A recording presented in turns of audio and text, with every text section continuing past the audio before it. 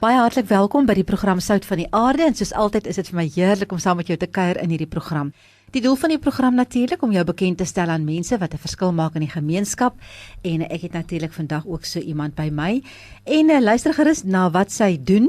Sy het 'n groot projek wat sy aanpak en waarmee sy besig is. Luister sommer hoe jy miskien vir haar kan hoe jy kan hande vat met haar, vir haar miskien kan ondersteun as die Here jou so lei en natuurlik vra ek vir jou om asseblief voorbereiding te doen vir almal wat op hierdie program kom. Maar kom ons gesels vandag met Louise Marcham.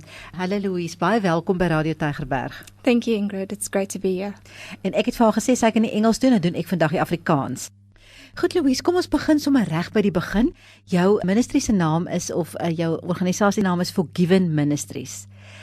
Wat het vir jou laat besluit om dit te doen? Sure, Ingrid. I started 2.5 years ago with hospital ministry at Karl Bremer. And at Karl Bremer Hospital, that is where I met these prisoners. They were brought there. And there was just like this magnet, this attraction that I had towards them. And every time I would go and approach them, obviously asking permission from the wardens that were escorting them, I was just able to, I don't know where I got the words, just breathe into them life. And then a door opened for me. I was welcomed to do Prison Alpha at Goodwood Prison. And I carried out the Prison Alpha for 2 years. And in that time, I met so many inmates and their stories about how they meet God on the inside. And it was just amazing for me to see the joy and how much excitement and hope that they had. But then when they go out, when they leave the prison, if they go on parole, our community blocks them. They just walk into closed doors, you know. Sure. And it just doesn't matter what crime they committed. They're still labelled a criminal. You know, if it was just something by accident, they're still a criminal. They're still labelled there with the serial killers or the mass murderers. Nou wat Louise doen is sy het 'n huis waarin sy van hierdie gevangenes wat op parole vrygelaat word, dan in die huis inneem en waar sy 'n pad met hulle stap. Maar ja, dis nou ook 'n pad wat jy stap om hulle tot by die huis te kry. So vertel vir ons 'n bietjie, jy weet, jou betrokkenheid by Goodwood tronk, hoe werk dit nou? Wat doen jy eerste? My first phase is to assess them. I carry out, it's almost like an aptitude test. Doen hulle aansoek? We present it. We give them an opportunity. We just tell them, okay, listen, this is what we're doing. If you're interested, just come and do the test. Okay. So this year I've already assessed 57 inmates. And they write the test, and the test will tell me if they are entrepreneurs or if they're rather managed, and will also give me their excitement and motivation levels in what area they want to work in. Now the house, we're training up young, non-violent. So we're working up to the ages of 35, and we're working with the non-violent cases. And then we provide them training in entrepreneurship and in the performing arts. So naturally my test is I will take out sound engineers, I'll take out actors, I'll take out program managers. And so then from the test I'll obviously also be able to access their case files. Naturally I'm working with the non-violent, so I will siphon out all the hardened criminals or the violent criminals. Then I put them into an 8-week character transformations program. Dis terwyl hulle nog in die tronk is. Yeah. Whilst they're still inside Goodwood Prison. And the character is working with the 6 pillars of a character. So I'll tell them about trustworthiness, respect, love, caring, forgiveness, and citizenship. It's just amazing what kind of stories comes out. And it's society and community that has taught them a specific way when we have to go back to basics and go change it again. For example, respect. When I was talking about respect, the one, he's an ex-gang leader of an outside gang, not on the inside.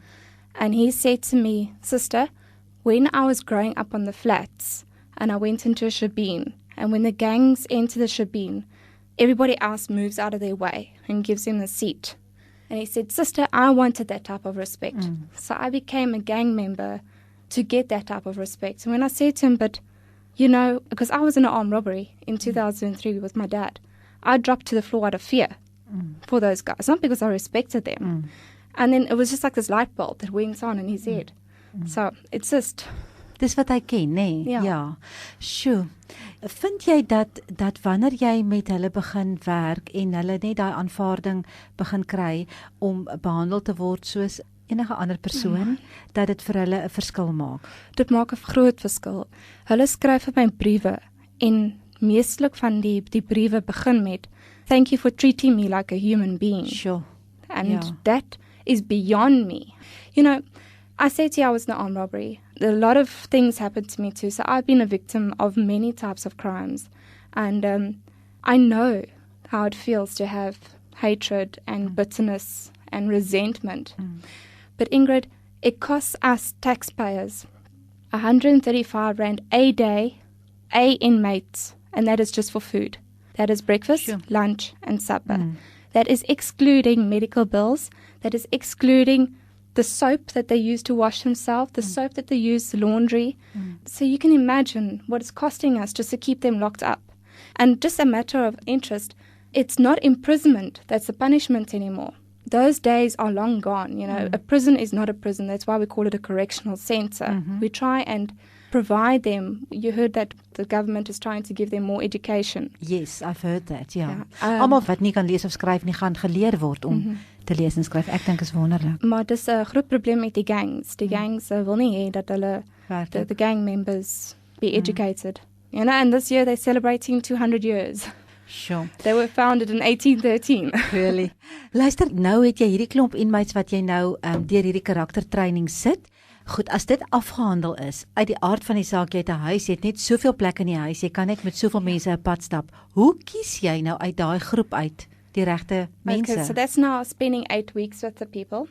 I want to choose them, you know, obviously with their tests and how much they can show to me, how much they want it. Yeah.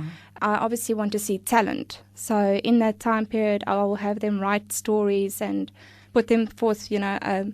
One of our networks is the Stage Theatre School, and they will help me in selecting the talent and pull that out. And she's busy planning a production that we can put the 6 housemates, and each will have a little role to play. Goed, so dan kies jy nou 6 ouens wat by jou kom bly in hierdie huis.